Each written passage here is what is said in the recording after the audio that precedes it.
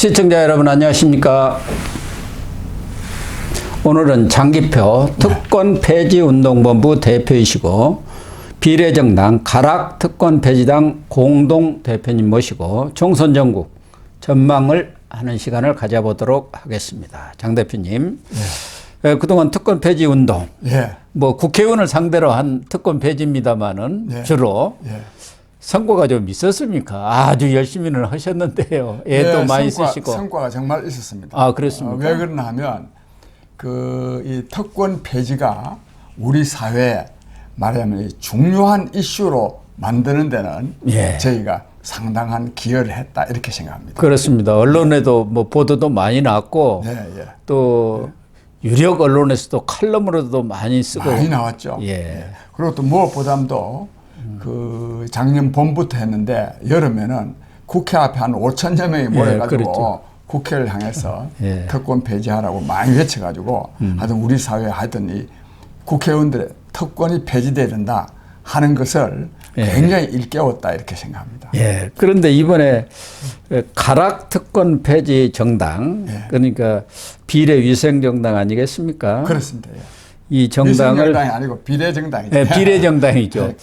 그런데 우리 장 대표님은 민중당으로 시작을 해서 이제 특권 폐지 정당까지 당적을 한 22개인가 가져더라고요. 제가 한번 쓱 이렇게 훑어보니까 어디 네이버에 나온 거 보니까. 그런데 현실적으로 원내 진입이 가능하겠습니까? 굉장히 어렵습니다. 어려운데 알 수 없죠. 왜 그러냐면 이게 뭐 한 100명이나 뭐 1000명 정도면은 표심을 우리가 헤아려 볼 수 있지만 적어도 국회의원 한 명 배출하려고 그러면은 75만 표를 획득해야 됩니다. 그렇군요. 75만 표를. 이번에 4,400만인가 이렇게 되더라고요. 4,400만 명 가운데 약 한 65%가 투표한다고 한다면 약 한 2,600만 명 정도거든요. 총 유효 투표수가.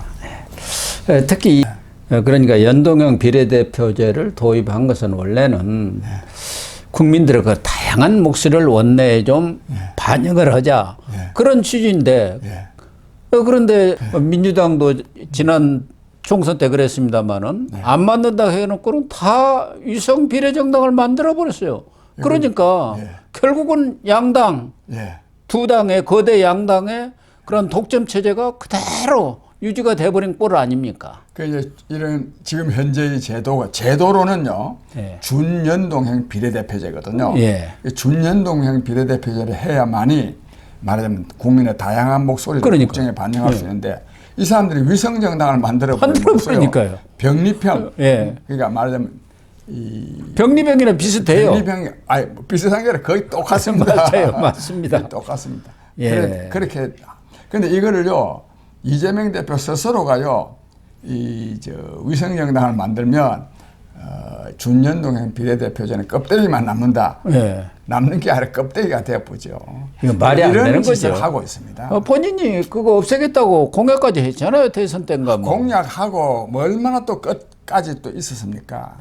그렇다고 해서 또 저는 이 집권 여당이 위성정당을 그런 식으로 만들면 안 되고 특히 그 당직자 이런 걸 보고 당직자라 그럽니다. 실무자로 일하는 사람을 당 대표로 세우고 이런 건 해도 너무하죠. 그렇습니다.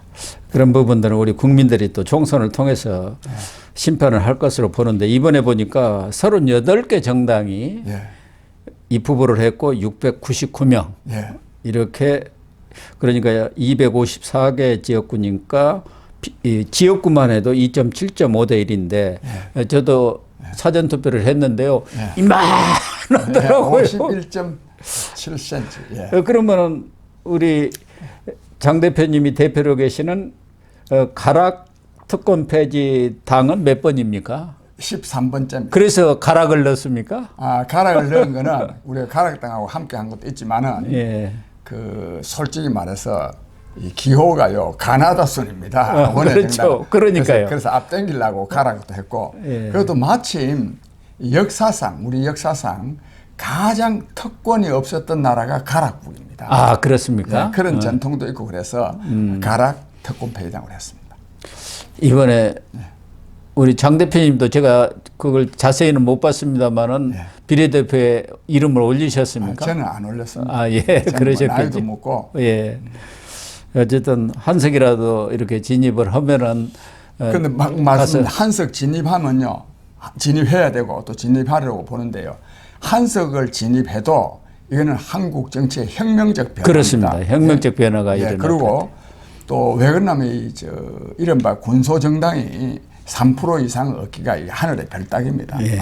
그리고 또 하나는 우리가 한석이라도 배출하면 국회 안에서요.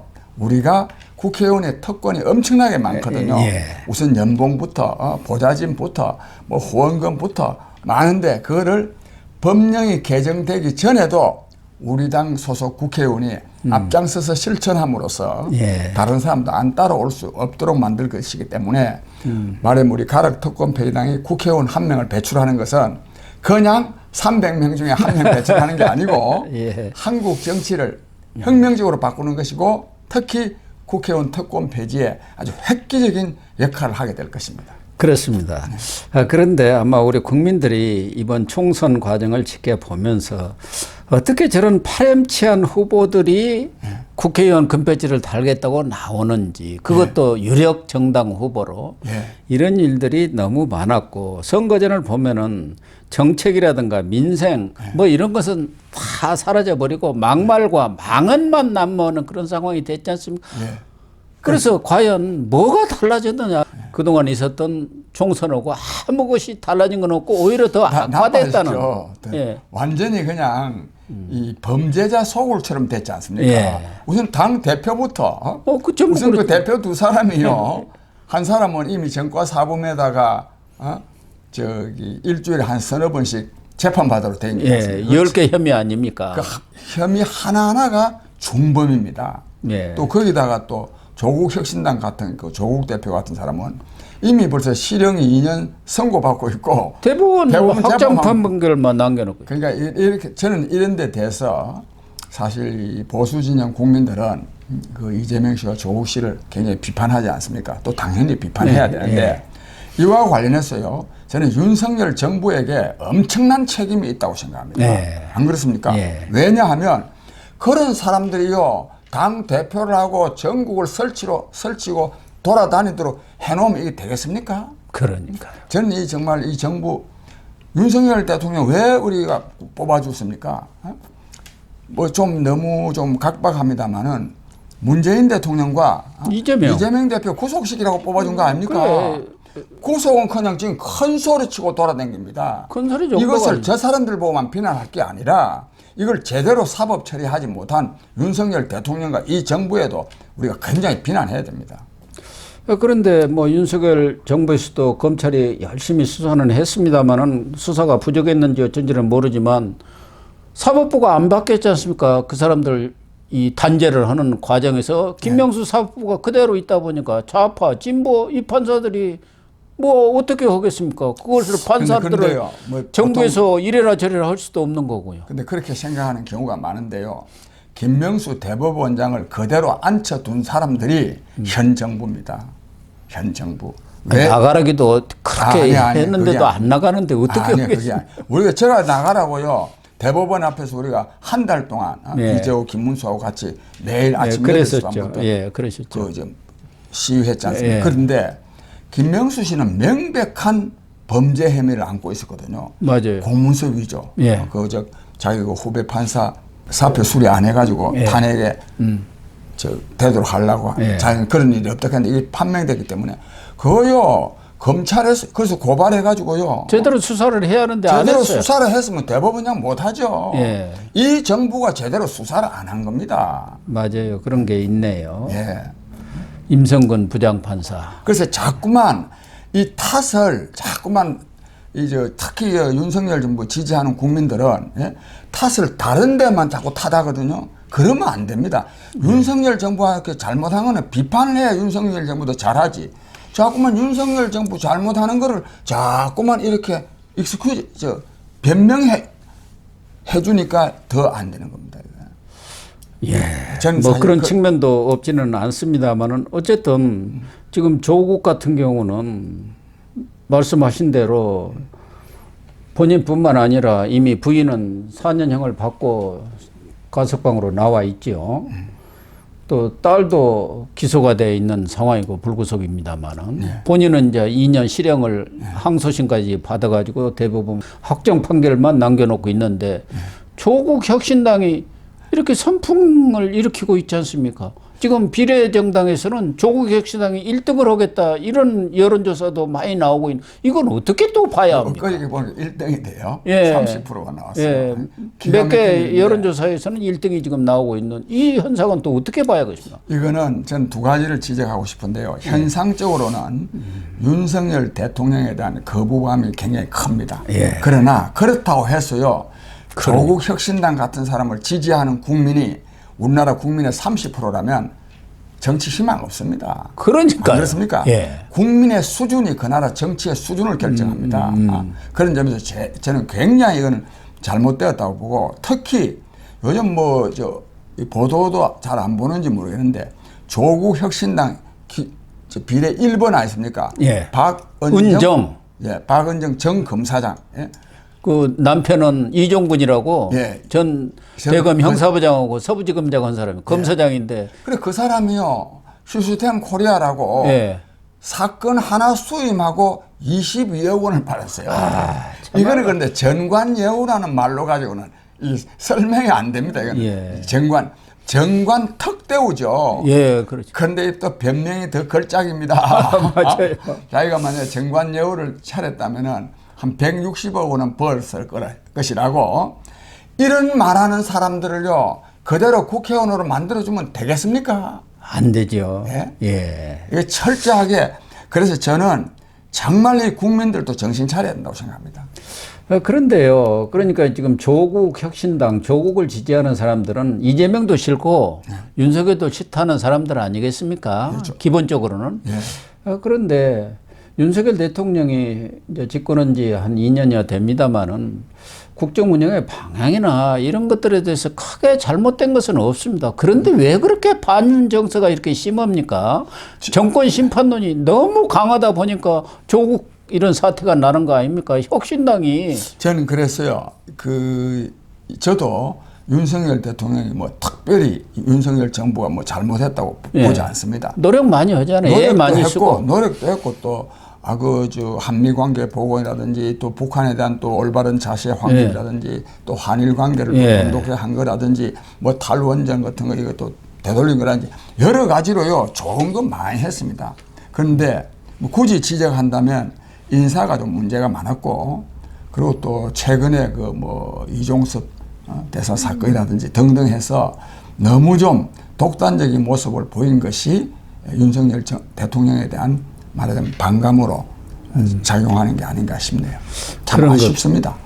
정말 아쉬워요. 네. 거기다가 최근에 뭐 언론에 계속 나오고 있는 겁니다만은 민주당의 양문석 후보, 안산 갑이죠. 또 김진혁 후보, 수원 정입니다. 이런 사람들의 행동 거지는 정말 보통 사람도 그렇게 하면 안 되거든요. 그럼요. 그런데도 불구하고 민주당은 후보 교체는 그냥 배째라. 며칠만 참으면 끝이야. 우리가 지금 이렇게 잘 나가는데 왜 괜히 그런 사람들 자르냐.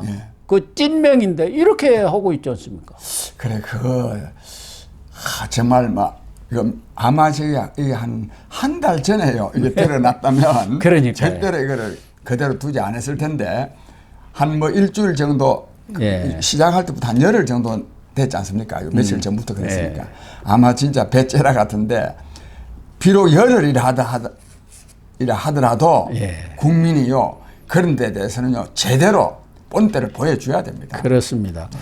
그런데 지금 우리 장 대표님은 총선 전망을 어떻게 보시는지 모르겠지만 그래도 민주당이 지금 현재의 여론조사 추세로 봐서는 그걸 뭐 100% 믿을 건 아닙니다만은 일당 내지는 과반하는 것 아니냐는 얘기가 나오고 있는데 그렇게 보세요? 저도 뭐 하는 여론조사가 문제는 뭐 있겠지만 너무 뭐 틀렸다고 말하는 건 적절치 않고요. 근데 제가 두 가지를 말씀드리고 싶은데 그거에 대해서는 이미 뭐 언론에서 많이 보도됐기 때문에 하여튼 이번 선거는 굉장히 역사적 의미가 있습니다. 예. 왜? 한국 정치가 이렇게나 망가진 때가 없습니다. 없죠. 안 그렇습니까? 예. 이렇게나 DJYS 때 그래도 품격 있게 했잖아요. 품격이 있었죠. 타협할 건 망가진 때가 타협하고 없기 양보할 때문에 건 양보하고. 이분이 선거를 통해서 한국 정치가 좀 바뀌는 모습을 보여야 되는데 그게 걱정입니다.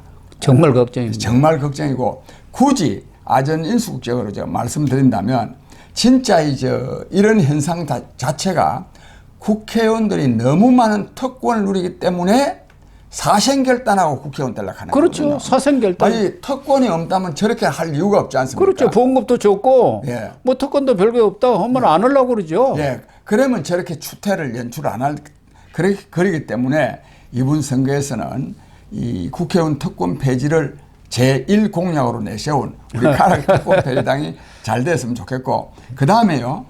이 선거의 결과에 대해서 이 평론가나 또는 지식이나 뭐 국민이나 누구도 제대로 예측한 일이 잘 없습니다. 예. 총 결과에 대해서는. 예, 그렇습니다. 예, 그래서 이번에도 뭐 여러 가지 언론에서 나오는 게 전혀 근거 없는 말은 아니겠지만은 그러나 결과가 딱 나오면 역시 국민이 위대하다. 현명하다는 걸 늘 늘 언론들이 그래 왔습니다. 저도 뒷북을 쳤습니다. 예, 예. 늘 뒷북을 치고 정말 우리 국민들이 균형 감각을 가지고 황금 분할을 늘 시켜 주었어요. 예, 예. 서로 견제와 균형이 가능하도록.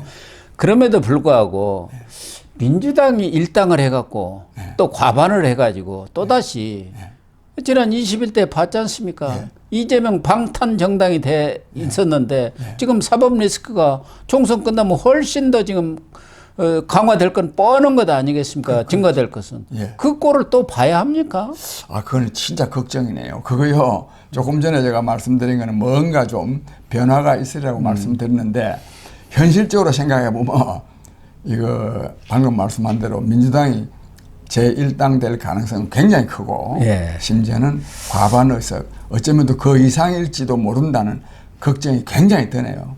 그럴수록 국민들이요 정말 정신을 차려야 되고 그런 현상을 막으려 그러면 자기만 투표 잘할 것이 아니라 주위에 있는 분들한테도 투표를 잘하도록 독려를 해야 된다 생각합니다. 근데 투표율이 중요합니다. 네, 투표율이 중요하죠. 만약에 어느 쪽이든지 65%가 아니고 거의 뭐 95% 만약에 투표를 한다면 표에 엄청난 영향을 미치거든요. 예, 그렇죠. 여론조사라는 거는 그 국민 전체의 여론을 말하는 것이기 때문에 투표에 직접 반영되는 것은 잘 아닙니다. 네, 투표율은 전혀 반영이 안 되죠. 똑같다는 전제 위에서 지금 조사가 되는 거니까. 그래서 민주당 일당 되면은 지금 한원갑에 나온 추미애가 거기서 뭐 조금 앞선 것 같은데 당선이 되면은 국회의장 한다는 거예요. 추미애가 국회의장하고 윤석열 대통령이 하면 그게 나라가 제대로 굴러가겠습니까? 저도 그러면서 보니까 추미애 씨가 상당히 앞서더라고요. 이런 사람들이 이렇게 해가지고는 어떻게 나라가 굴러가겠습니까? 저는 그 추미애 씨 솔직히 말해 안 좋아하는데 그 표가 많이 차이가 나서 기분이 별로 안 좋더만요. 거기다가 사실은 전직 대통령 하면 나라의 가장 큰 어른 아니겠습니까? 그렇게 되면은 뭐 덕담을 좀 하는 것은 있을 수가 있어요. 그러나 국민 통합이 제일 중요한 것 아니겠습니까? 그런데 지금 문재인은 파란 옷 입고 운동화 신고 지금 낙동강 벨트를 그냥 휘젓고 다닙니다. 그것도 진짜 전직 대통령은 어쩌다가 찾아오는 자당 그 사람들 있잖아요. 자기 당 사람들 뭐 격려하고 이런 건 있을 수 있지만 현장에 막 가고 이런 거는 안 해야 됩니다. 뭐 문재인 대통령이든 누구든 진짜 그건 안 해야죠. 그런데 지금 부울경을 그냥 샅샅이 훑고 다니면서 근데 그게 민주당도 지지했다. 그래도 좀만 도움 되겠습니까? 민주당뿐만 아니라 조국 혁신당을 계속 띄워줍니다.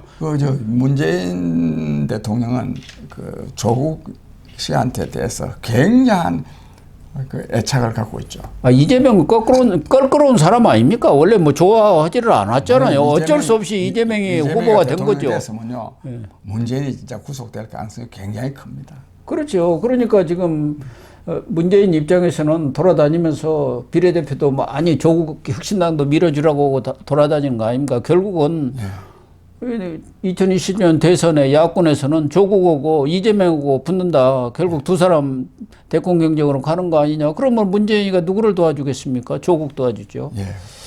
어쨌든 이런 상황에서 지금 21대 국회도 최악이다. 뭐 이런 얘기가 나왔는데 지금 출범하지 않은 22대는 더 최악일 것 같다. 거기다가 민주당 후보들 보면 전부 이재명 딸랑이들 아닙니까? 이게 어떻게 해야 합니까? 우리 정치를? 근데 이런 말이 있거든요. 주역이에요. 물극적반. 사물이 극단에 치우치면 대반전이 일어난다는 겁니다. 물극적반이라고 있죠. 물극적반. 그래서 우리 정치가 이렇게나 극단적으로 말하자면 타락했기 때문에 저는 대반전이 저는 일어나리라고 보고 그런 점에서 거듭 아전 인수격적으로 말씀드리면 이 특권 폐지다. 왜냐하면 국회의원들 특권이 없어져야 됩니다. 그러면 저런 추태를 벌리지 않습니다. 그런 점에서 이 특권 폐지당이 말하면 의석을 배출해서 국회의원 특권을 폐지함으로써 한국 정치가 좀 혁명적으로 바뀌었으면 하는 마음 간절합니다. 네, 꼭 그렇게 되기를 기대를 하겠습니다. 감사합니다. 네, 시청자 여러분, 오늘 방송은 여기서 마치도록 하겠습니다. 시청해 주셔서 감사합니다. 네.